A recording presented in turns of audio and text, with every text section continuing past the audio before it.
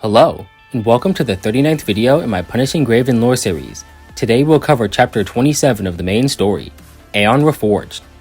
In the 6 months since Watanabe's disappearance, Ballard has risen as leader of the Forsaken. On the front lines, he has been steadily escalating conflict with Babylonia, bringing with him the possibility of all-out war. Now we learn what happened to the real Grey Raven commandant, and the status of the missing Watanabe.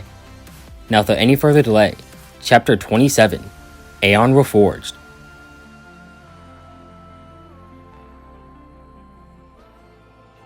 It has been half a year since the disappearance of Watanabe and the Forsaken who accompanied him to the Heterozone.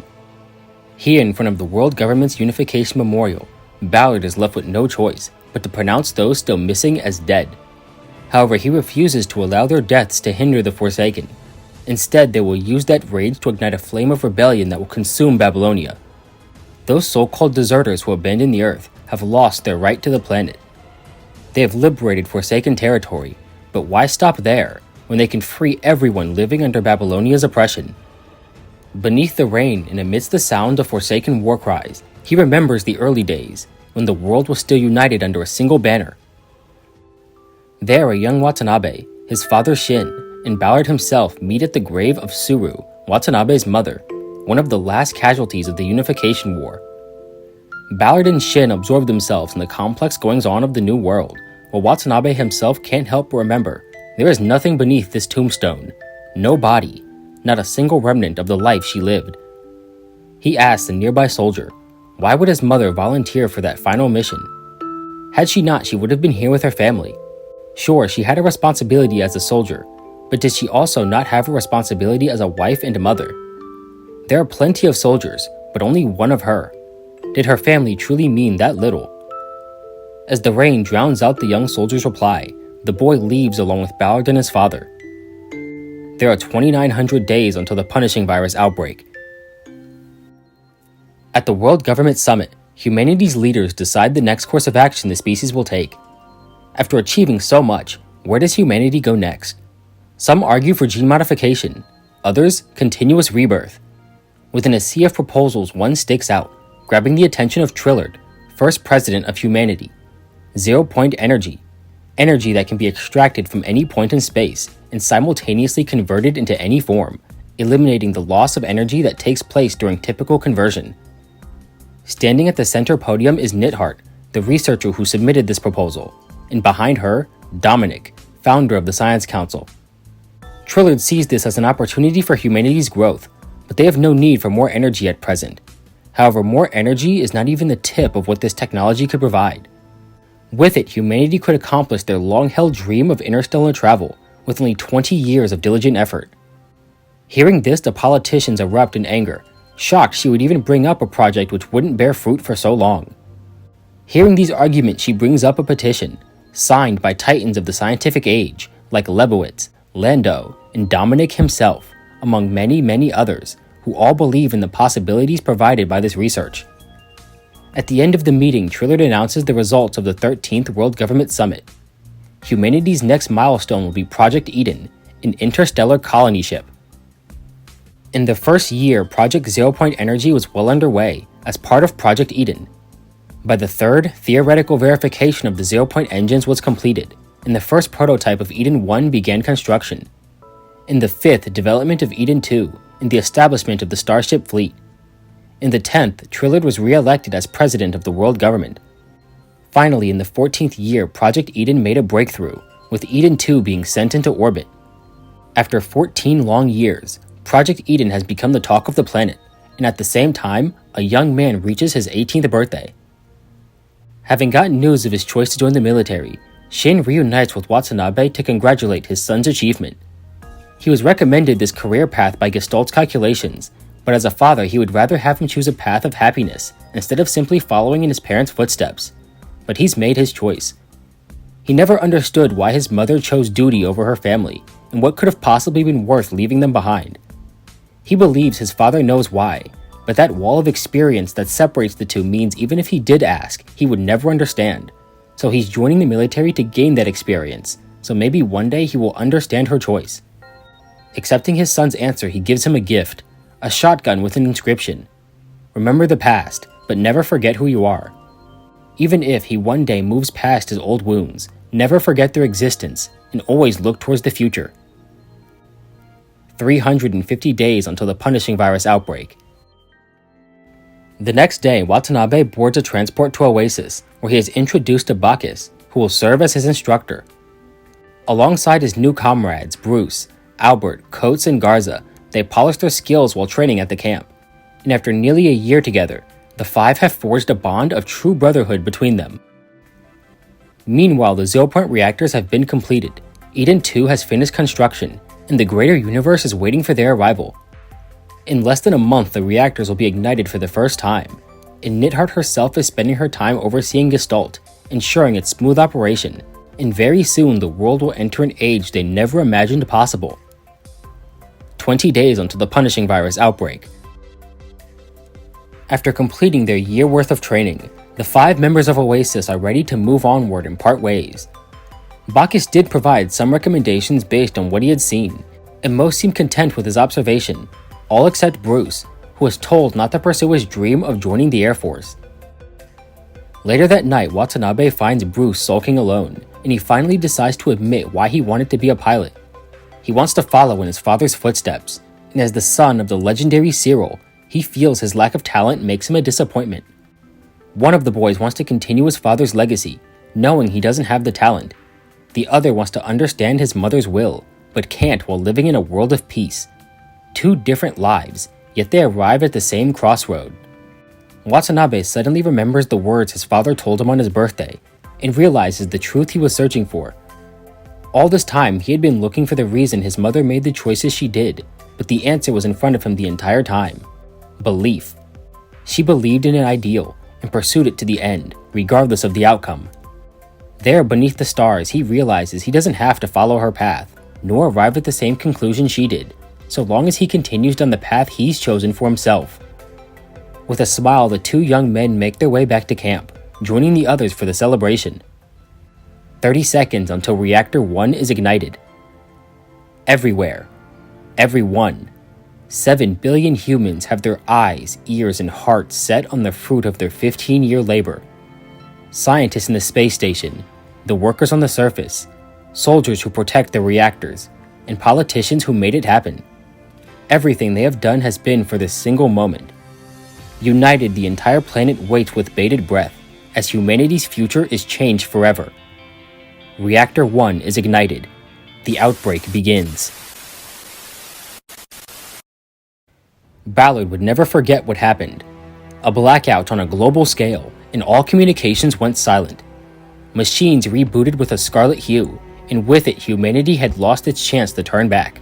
Pandora's box was opened, and the weapons used for protection became instruments of death. Ballard himself led a rescue mission to save those within the reactor, ruining his body and losing most of his men in the process.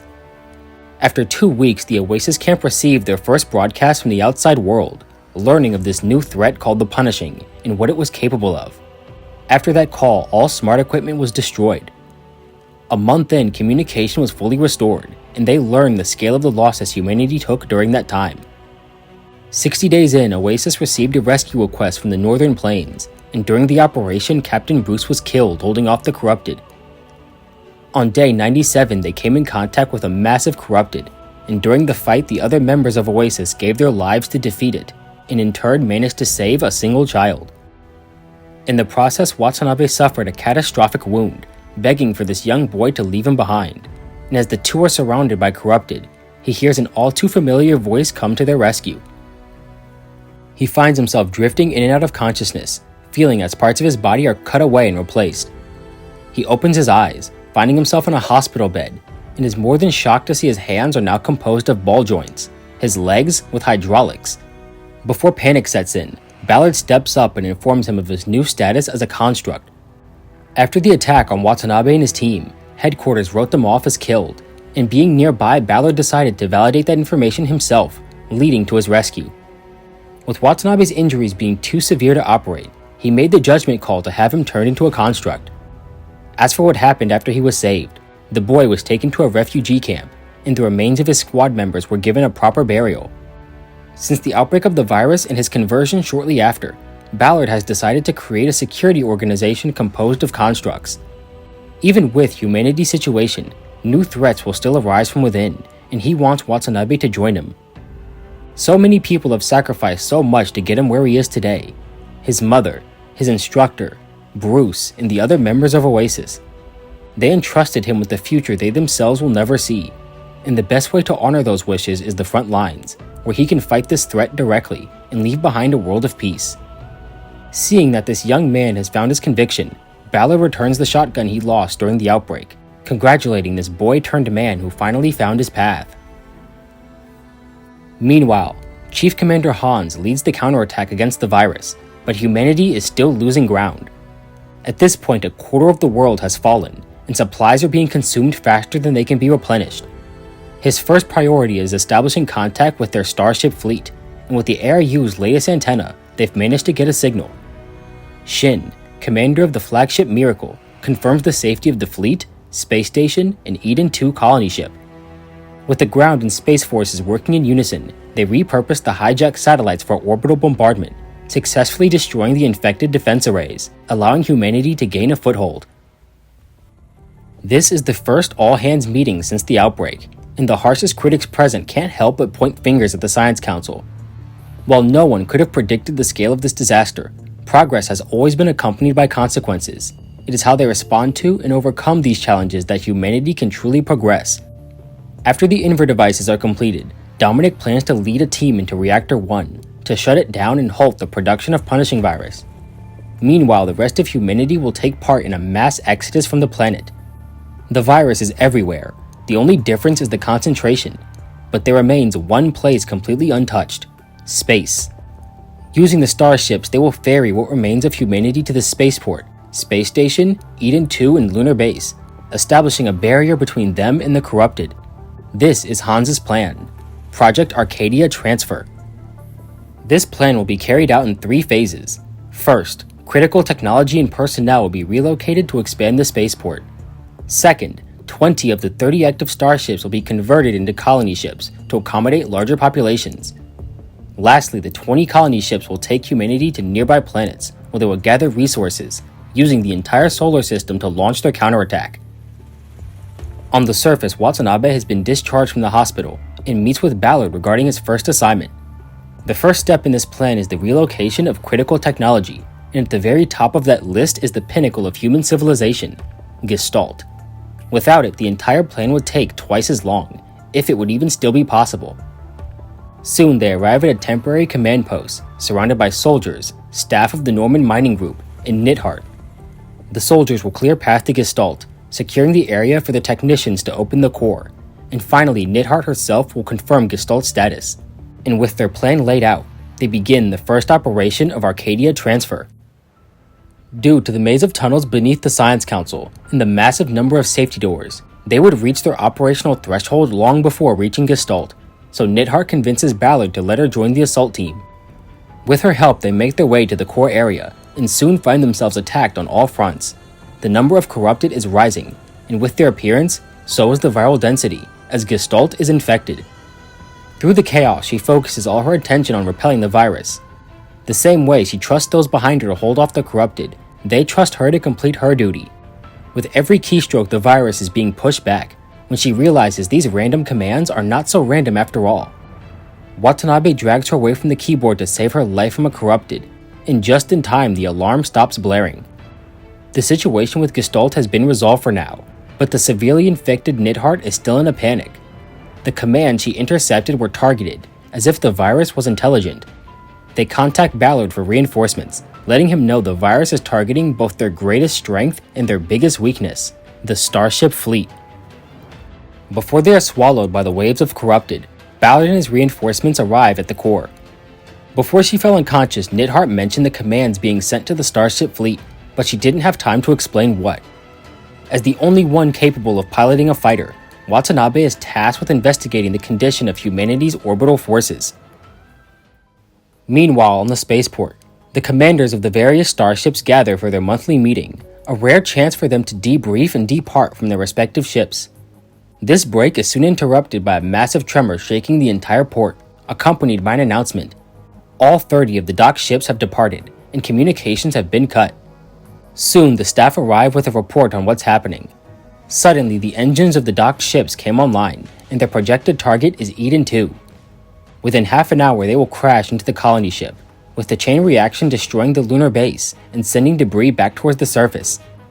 Hearing this, those present have all come to the same conclusion: help will not arrive in time.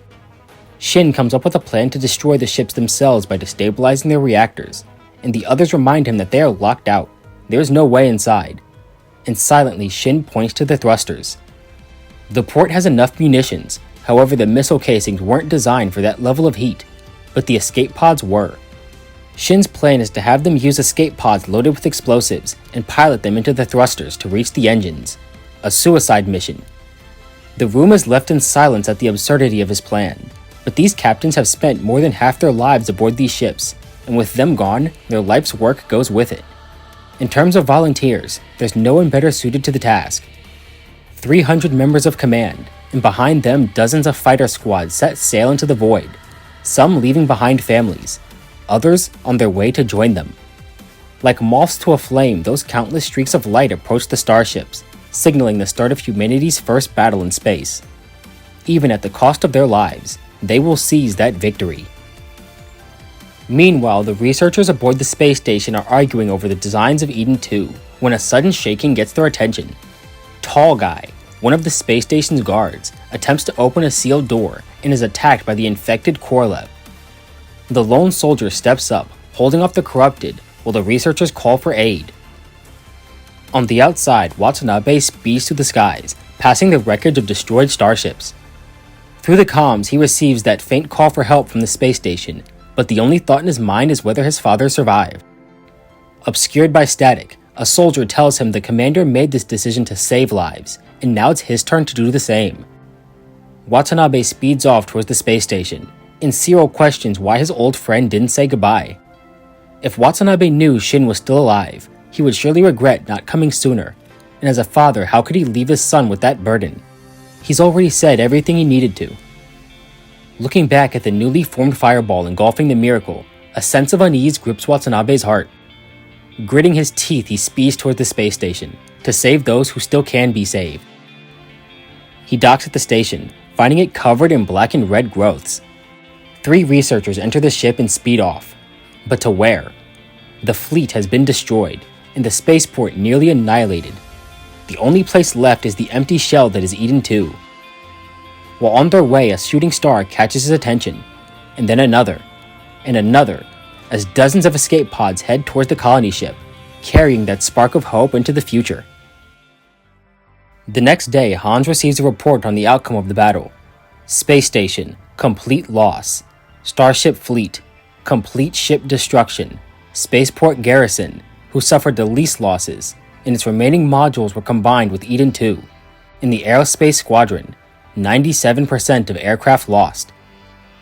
Gestalt has been recovered and is being transported to Eden 2, and as for Dominic's mission to shut down Reactor 1, they detected a spike in viral activity, 20,000 times the normal level, before it suddenly ceased functioning. Project Arcadia transfer has ended in complete failure. Alone in his office, this unyielding pine bends ever so slightly.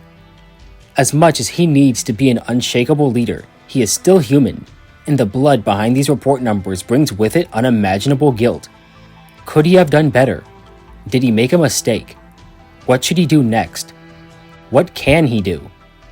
Faced with an impossible choice, he takes a pistol from the drawer of his desk, and ever so gently, places the barrel to his chin. Meanwhile, Trillard is visited by Kurono-san, an old friend and an even older enemy. Since the outbreak, the military has taken emergency control of the government, and Trillard has spent his days relegated to a behind-the-scenes role. Kurono-san knows the world government is the most important thing to Trillard, so he offers a deal. 2 folders. In one, a contract for the transport crafts the world government needs so badly. In the other, a list of names and positions. The deal is a simple one: the transports, for power within the world government. As president, Trillard does have the power to take these resources under emergency order, but he won't. His legacy is already in tatters. No one will remember him as the dreamer who wanted to usher humanity into the future. Instead, he will be known as the man who enabled the end of the world, and taking materials from civilians will only dig that hole deeper. At the next press conference, Triller will announce the newly appointed congressman, and the rights to the transports will be handed over to him. A month following this event, Hans and Trillard have come to blows over the scandal. Dozens of counselors have been sent to prison on trumped-up charges, and the parliament has fallen into Corono's hands. That night, the two part ways in bad blood. Trillard wants to explain everything to his old friend, but for the sake of the future he envisions, he stays silent. He is a politician. Lies are his weapon. Corono-san was right. The world government has always been his highest priority, but he left one thing unaccounted for, and that is Trillard's position within the world government was never of importance. That night he pours himself a drink, remembering the promise he and Hans made at the start of Project Eden. Everything they have done has been in pursuit of tomorrow. The next day, a comprehensive document of Trillard's corruption is leaked, along with a list of all Corono's accomplices. When authorities broke into Trillard's office, they found him already dead, his glass testing positive for cyanide. He was denounced, and those he imprisoned were released, with all his assets being seized by the government, including a massive number of transport crafts. If he had been alive, Corono would have done everything in their power to make him discredit the statements, but dead men tell no tales. When the news broke, Hans did not speak that day, and Ballard sprung into action, rooting out the corrupt. Trillard's scandal shocked the world, but soon even he faded into irrelevance. Just 3 days after his death, the Arcadia evacuation had officially begun. After the failure of the Great Transfer, Watanabe once again finds himself at his mother's grave, and next to her another headstone, marked as Shin. Following the catastrophic defeat, the world government put itself on hold to account for the losses. In the time since, he has noticed a change in the population. The shelves are no longer stocked with supplies, and it has become rare to see pedestrians out in the streets. Steadily, the citizens are losing faith in both Hans and the government. Soon, he is joined by Ballard, and the two have a rare chance to speak. Watanabe can see the stress of the war impacting him. Even with an ageless construct body, he's forming circles under his eyes, and his aura has gotten more menacing. After the operation to retrieve Gestalt, Watanabe was assigned to the Aerospace Force, and was tasked with escorting Gestalt to Eden 2, now renamed Babylonia. After witnessing the destruction the infected Gestalt caused, he wonders if they are doing the right thing bringing this machine with them. Ballard reminds him that as a soldier, his job isn't to shoulder the responsibilities of the leaders in power. If he wants to save more than what he sees on a battlefield, he needs to stop acting like a soldier and think like a leader. With no way to respond, he takes his leave, and soon Ballard is joined by Cyril. Together they reveal the true state of the government. Hans is dying. He is too old, and under far more stress than one man should have to bear. The people are calling for his replacement, but it's too soon. The government is too vulnerable for that type of power vacuum. So to protect the lives and legacy of soldiers everywhere, and prevent them from being tools of corruption, it's time for them to gather their own forces. In the basement of a new Oakley storehouse, a woman named Jada and a soldier named Zong come across a newspaper advertising the Forsaken's rebellion against Babylonia. For the past 6 months, she has been nursing the long-missing Watanabe, and while his physical injuries have been repaired, he remains in a coma. With no inver device and not being connected to a commandant, Watanabe has been utilizing mind trauma syndrome to stave off infection, sustaining mind damage in the process. Additionally is a source of corruption that lingers within his mind, and no matter how hard she tries, it can't be removed. So Zong requests the help of their second guest, the Grey Raven Commandant. Following the Battle of Utopia, Lithos kidnapped Commandant from the wreckage of the ship, taking him to one of his secret labs, and there he had his memories copied into pre-made clones. Eventually he managed to escape, and after days of fighting and malnutrition, he found himself nursing his wounds in a mountain stream, and this is where he encountered Zong, also on the run. After bandaging Commandant's wounds, the two made their way to a nearby cave, and there sat a comatose Watanabe. This is where the two of them ended up after being ambushed by Ballad's troops. Unable to trust either Babylonia or the Forsaken, they decide to head to New Oakley, where Max was more than happy to offer shelter to his town's savior, and since then he's been piecing together the full picture using Zong's testimony and information from the outside world. The third round of the Great Evacuation is well underway, and behind the scenes, those taking advantage of it are coming out in full force. Hans finds that after every trip to the hospital, more of his comrades' faces are replaced. This old pine may still stand, but enough cuts will bring down any tree. Suddenly, a new face enters the room, introducing himself as Chief Commander Collins, sent to relieve former Chief Commander Hans from his position. His failing health has proved detrimental to the smooth operation of the Great Evacuation. As such, he will be moved to General Staff to assist with construct tactics. With that single sentence, the Parliament has made their choice, and for the last time, he leaves the command room. Things change very quickly after that day. Unknown to most, Ballard faked his death to act more freely in the shadows as a double agent, exploiting Babylonia and Corono for his own ends. Hassan took his place as the world government's second president, and thanks to information he received from Ballard, Cyril learned the truth of the Great Evacuation and the tens of thousands of soldiers left behind. Together, those soldiers rebelled, with Cyril himself being killed by Watanabe. After these events, Watanabe left Babylonia and made his way back to the surface. After the Great Evacuation, the situation on Earth was even worse now, as technology, resources, and skilled labor were taken away. One night, he comes across survivors, a man named Wat and his younger brother Felix. The two are in search of Oasis, a military base rumored to provide supplies and safety.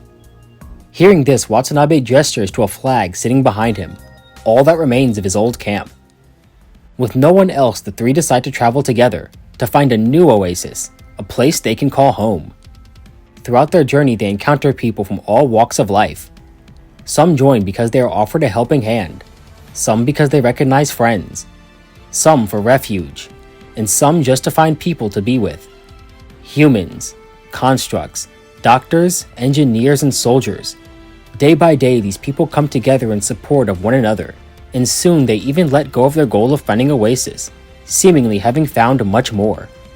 These people left behind found solace and strength in each other, and eventually, this family forged through hardship gave themselves a name: the Forsaken. After spending so long building up this group, one day, completely out of the blue, they receive an invitation from Oasis of all places. He goes out to meet the messenger, and to his surprise, the soldier recognizes him. Underneath that mask is a young man with quite a familiar hair color, now calling himself Zong. He is that same boy who was once saved by Watanabe and his squad. At first, everyone is skeptical of the offer, but Wat points out Zong's status as a construct, a new one at that, meaning they have maintenance pods and parts that could help Watanabe, and with this in mind, they agree to merge with Oasis. Finally, Watanabe meets with the Generalissimo, who turns out to be Ballard himself. Despite thinking his old instructor was long gone, he isn't too surprised to find his death was greatly exaggerated. Since that time, he's been operating as a spy for Babylonia and Corono, siphoning technology and information from both. The truth is, he wants to fold Oasis into the Forsaken, and he wants Watanabe to lead.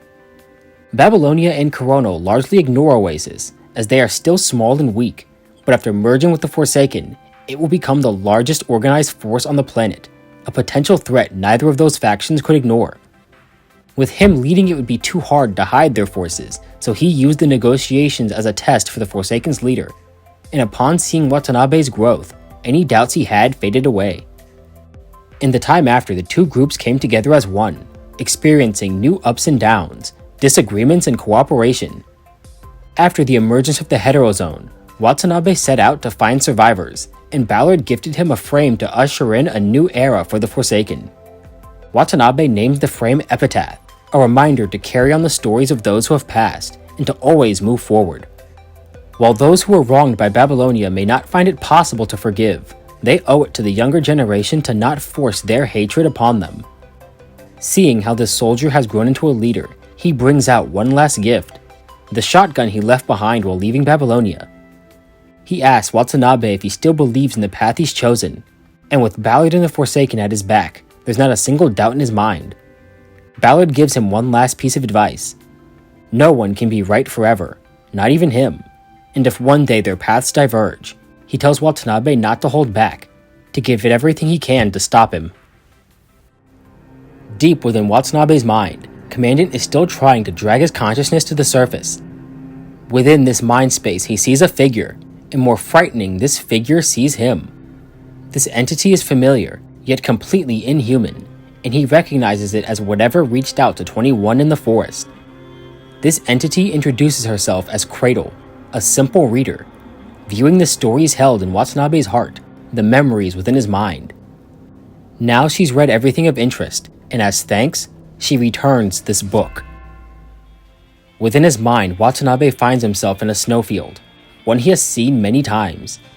After saving Zong's life, after shooting down the heterocore, after fighting corrupted on the train, even when damaging his own mind, every single time he found himself here. This is death, and in front of him is a door he's walked through countless times, his will to survive. Without any hesitation, he pushes that door open, and behind them the voices of his fallen comrades. While they do miss their friend, he has far too much to settle before joining them. Unlike those standing in his way, he didn't get here through fear and violence.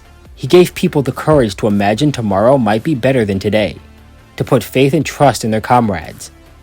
This is his true potential as a leader, and no amount of threats or coups can stop the ideals he set in motion.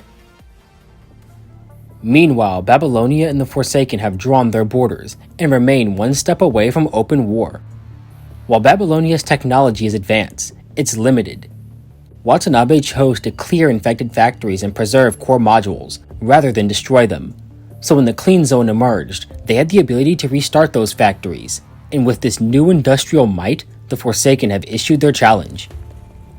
In the command tent, Ballard organizes his troops and makes his preparations to counter Longinus when he receives a notification on his terminal. Watanabe lives. From the shadows, Nigel emerges, wanting to redeem himself from his previous failure. Watanabe was one of Ballard's finest students, and Nigel is still injured following his battle with Noctis. In his current state, death would be the only outcome, not because of Watanabe, but because he knows Nigel will do whatever it takes to complete his mission. This war is the result of decades of preparation. For Ballard, it's now or never, so if Nigel can provide the time he needs, that will be more than a fitting conclusion. Knowing he will never convince Nigel to back down, he watches in silence as Scorpio vanishes into the dust. Nigel steps forward and raises his blade as Watanabe readies a shotgun. Under assault by both Watanabe and his own frame, Nigel is defeated. For him who lived in the darkest pits of society, he never saw the light of the future everyone was striving towards. After being saved from that lab, Ballard gave him the one thing no one could ever take away: power. The power to fight for what he chooses, to fight for what he believes in. And what he believes in is Ballard. He grabs Watanabe's hand, and his broken arm begins to charge as the warehouse is consumed in the explosion. Had Zong and Watanabe not acted as shields, the outcome would have ended far differently. The explosion has caught the town's attention, and Fan shows up to lead them to the mayor's office. With Watanabe having been in a coma, Max explains the events of the past 6 months. After Watanabe's disappearance, Ballard moved troops into disputed areas, using the justification of searching for missing comrades, although last week the situation took a turn. Ballard officially announced Watanabe's death and summoned the Forsaken to liberate Babylonia's conservation areas. Higher-ranking members who opposed the war were called to Ballard's headquarters and haven't been seen since. Commandant has been avoiding Babylonia for the past 6 months, unsure of who he could trust, but the front lines are different. Not even Corono could control that many soldiers at once, so they agree to head to the front lines together. Having made up their minds, Max gives them one last gift and hands over a pair of keys. While they drive, Commandant admits that he's seen nearly all of Watanabe's memories, and at this point he should know exactly why he left Babylonia. After seeing what they did, he asks Commandant if he still feels the same about protecting it, and yes, he does. He's known for a long time Babylonia wasn't the spotless paradise it claimed to be, but it's still his home, and if everyone who disapproved ran away, who would be left to change it into something better? Watanabe once made that same choice. Despite the world being all but lost, he left the safety of Babylonia because no matter what happened to the surface, it was his home. Shortly after that, they arrive at the entrance to a forest, with Commandant and Zong getting out to head towards the front lines, while Watanabe makes his way to Ballard. Together, the two fight through the Forsaken guarding the forest when a sudden chill runs up Commandant's spine. Cradle is surprised to find she's been exposed, and as a sign of respect, curtsies in greeting. She has come to retrieve the bodies of the dead as the corpses of the Forsaken melt into the ground. To their shock, she points them to the forest's edge, and they ask why an entity like her would help them. She wants to witness more human behaviors, witness more of human civilization, and she believes Commandant could show her more of humanity's stories. She takes her leave, and the two rush past the remaining soldiers, evade hetero creatures, and eventually see a glimmer of sunlight through the trees. Soon, Commandant's 6-month-long escape will reach its conclusion, and in a celebration, he almost failed to notice one has stopped following. After the ambush, Zong saw a girl in a green hood clearing the battlefield of fallen soldiers. Sensing Watanabe's state, she offered to do the same to him, to preserve his memories through her. With precious little time and him not knowing what to do, Cradle made a one-sided deal, as a purple field consumed them both. Having collapsed against a tree, Zong remembers that he had seen that hooded girl before. She had helped Zong transfer his core into Watanabe, and provided him with a substitute, one which vanished after coming in contact with the clean zone. Once, long ago, Watanabe saved the life of this child, and now that boy has paid back his debt. As the sun rises, his arms fall flat, and Commandant swears to uphold his promise. They will do this together. He comes running out of the forest with 2 flags, one a shield with raven's feathers, the other a mask trailed with sand and fire. While this plan is risky, who cares about a little risk? It's the least he can do to not betray Zong's resolve, and it's by far the quickest way to get the attention of both sides. Meanwhile, Watanabe has arrived at Ballard's headquarters. Over the past 6 months, this space has become nearly unrecognizable, now filled with tanks, artillery, and transport shipping soldiers to the front lines. He suppresses the urge to confront Ballard directly and makes his way to the prison. There, he rescues his friends who had been imprisoned and tells them to spread the word of his arrival. Hearing the footsteps at his door, Ballard doesn't even bother turning around. He could have snuck in, but Watanabe wants answers. He wants to know why. After the emergence of the Hetero Tower, both Babylonia and Corona were thrown into chaos. Ballard knew he would never get a better chance. With the appearance of the Clean Zone, the Forsaken were able to industrialize, and with the resources he had been stockpiling for decades, they became a power strong enough to rival Babylonia.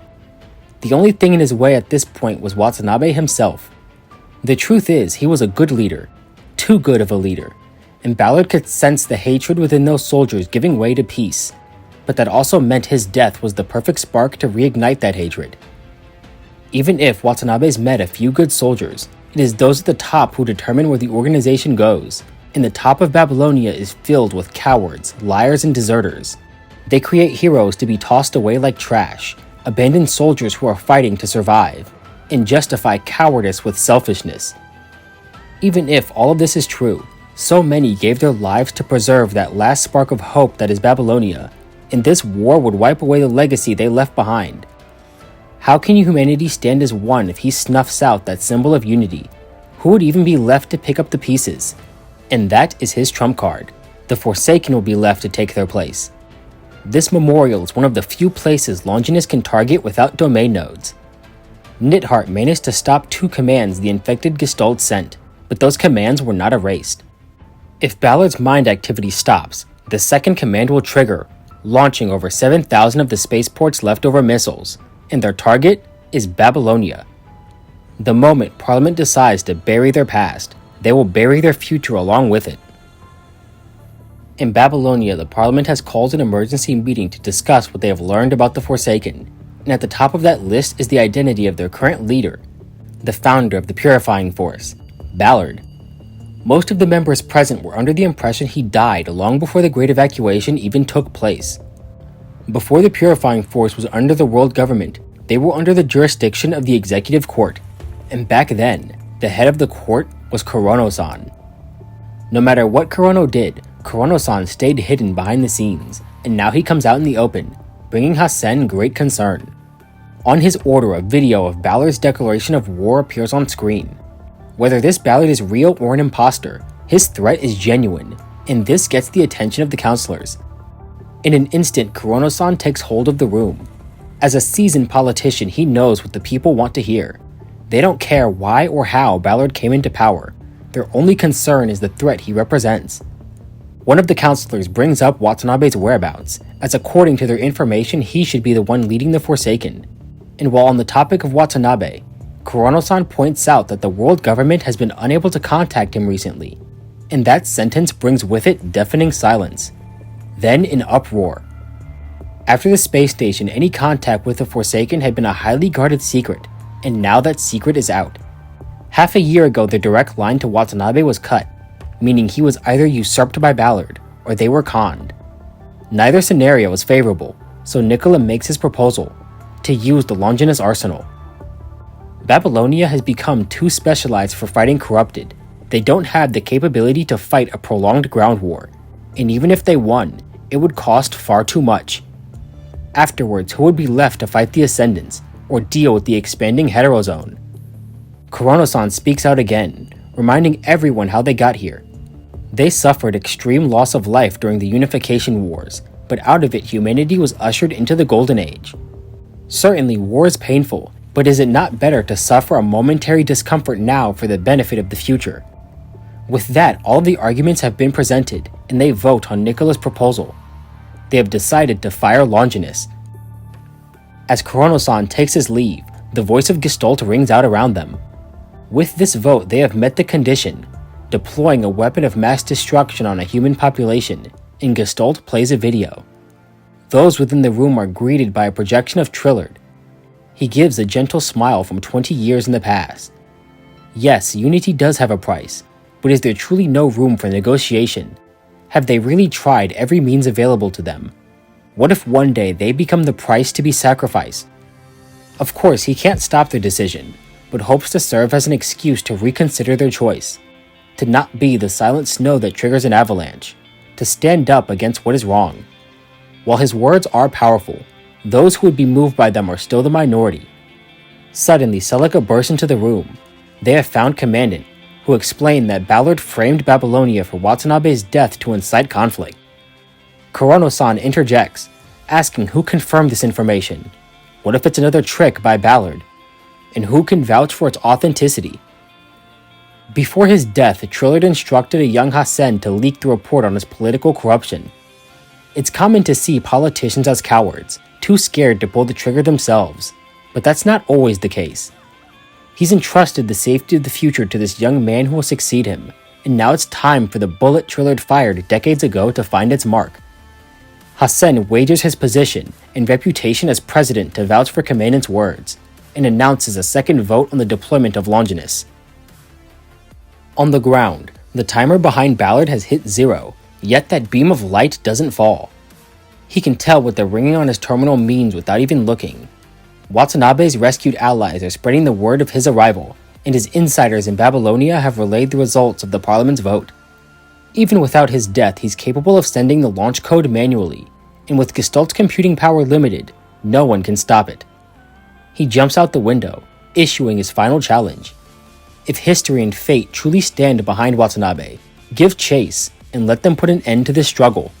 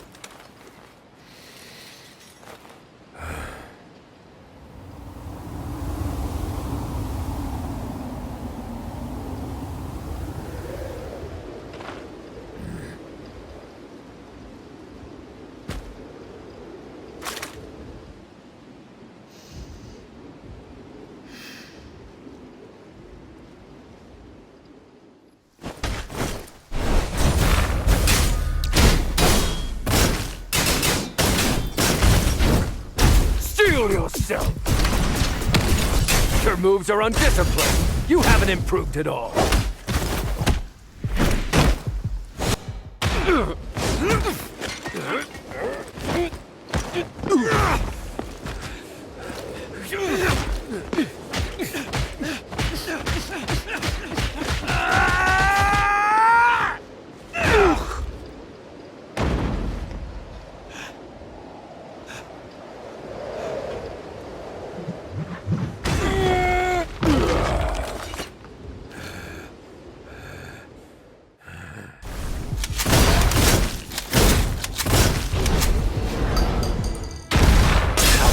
More than ready.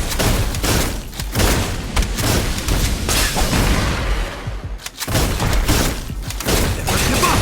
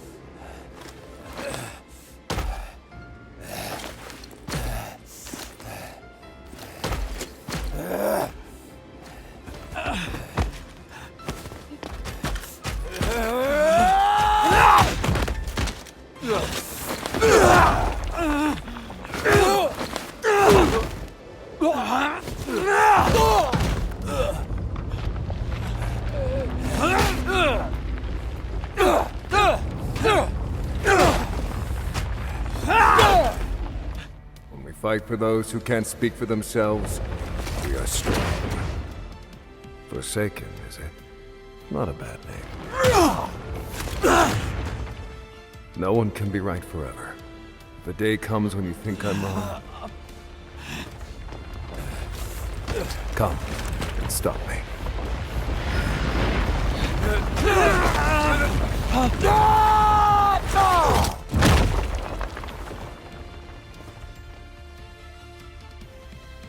One last time, the boy lays a flower at his mother's grave, and side by side, he and Shin leave the cemetery. They walk past his childhood home, through streets they once frequented, past lands they once explored, and in the blink of an eye, this boy has grown into a man of his own. Shin places his hand on his son's shoulders and gives him a gentle push into the desert.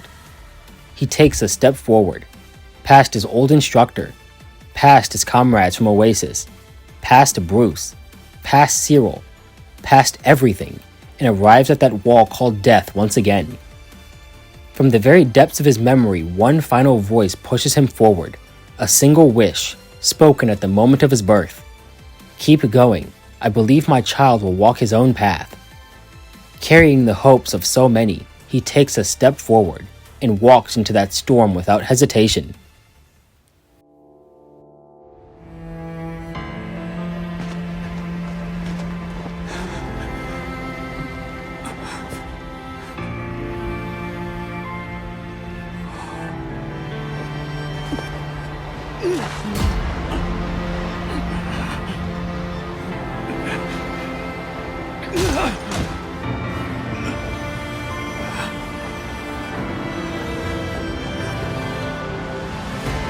Is this the end? Watanabe.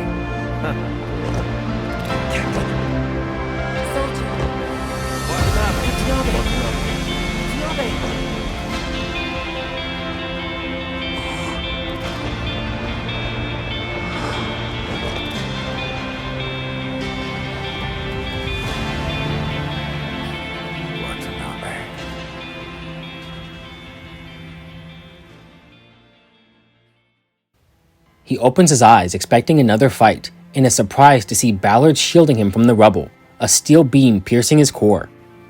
One of them had to live. If they both died, the Forsaken would lose their direction and be without a leader. The truth is, the moment he had to use Watanabe's death to stir their hatred, he had lost control. It proved he could not rally the Forsaken the way Watanabe could, and with news of his return spreading, that flame of hatred had been snuffed out. He will never change his mind. As a relic of a bygone age, he's stuck in his ways. As long as Babylonia stays safe in the sky while people struggle on the surface, he could never find forgiveness. The punishing isn't what divided humanity. It was the Great Evacuation that severed the spine of that era. How could those in the sky understand the pain of those on the ground? How can a broken spine carry the weight of the future? As his life fades, the old teacher gives one final lesson. Never pity your enemies. He made his choice, and so did Watanabe. He asks one final question. For the sake of the goal he believes in, will he continue forward and protect it from any threats? And with Watanabe's answer, his lips curl into a slight smile. He's already removed his connection to the launch commands, giving Watanabe one last gift from the old era. When Ballard opens his eyes, he's greeted by an old friend. He's lived a long and tiring life, but one he found worth it. Bacchus offers his friend a cigar, the reward for a hard-won bet. It took a while, but they found someone to carry the weight of that future. He lights his cigar, and that long-dead man finds his tomb. While sifting through Ballard's belongings, he found a message from Shin, the last bit of wisdom his father left behind. Unity is the foundation of civilization. The march of civilization is what resists savagery. They do not abandon comrades or cower in fear at nature. The only thing that can stop this march is themselves. But that progress is painful, and many may question if it's worth the cost. And while unity does have a price, the rewards gained can be passed on. The reason human civilization has made it this far is due to the continuation of this unity, and it comes from another human instinct: love. So when he faces hardship and betrayal, look back on those he's loved, and those who have loved him. Their era has ended, but more important than space fleets, words in a history book, or even the world government, it's what they pass on, their actions and beliefs. Those feelings of love and unity are what will bring about their new golden age. Suru and Shin gave their lives to save the world they cherished, but more important than that, it was for the son they loved more than life itself. Just as Ballard said, with Watanabe's return, that spark of war faded without a trace, but their tense relationship didn't just vanish with the end of the conflict. Within his hand is the gift Ballard left behind, the launch codes for the spaceport's missiles. With this sword, the Forsaken will not give up what they have gained, and Babylonia will never overlook the threat they pose. But for the sake of that peace, he continues forward. This is the price of that unity. After his reunion with Grey Raven, Commandant was called back to the surface to aid Counselor List with negotiations. Those in the sky and those on the ground, two different worlds working toward their shared dream. Together, they will mend that broken spine and bring about a new Aeon, reforged from the legacy of those who came before, who believed in those who would follow after.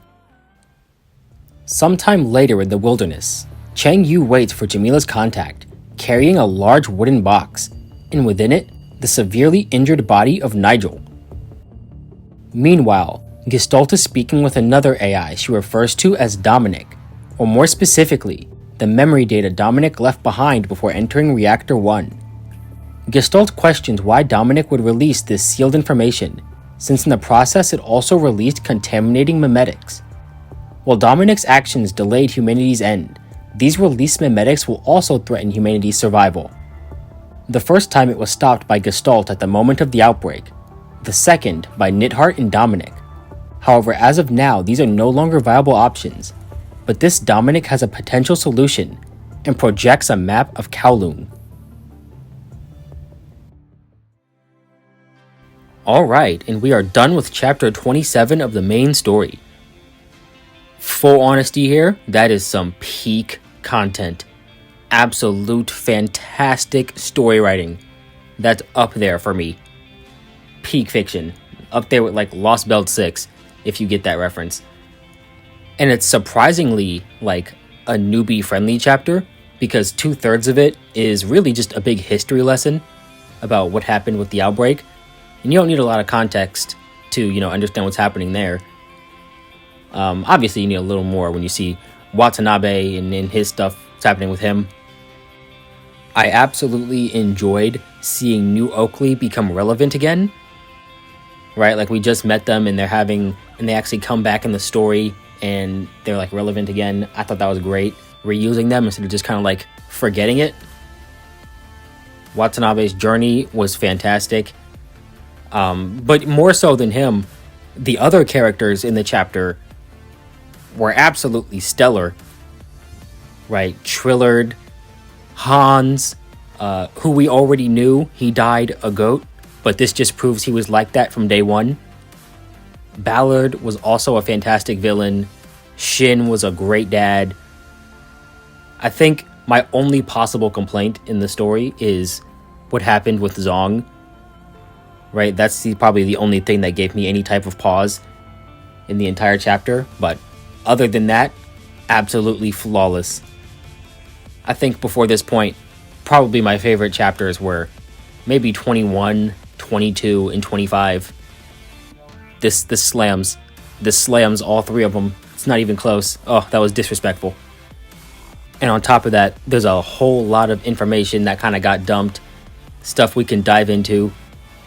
And if you would like to dive in the deep end with me, know exactly where to find it. Anyway, that's all for me. I hope you all enjoyed the video, and I hope to see you all in the next video, where we cover chapter 28 of the main story, Polaris Bond.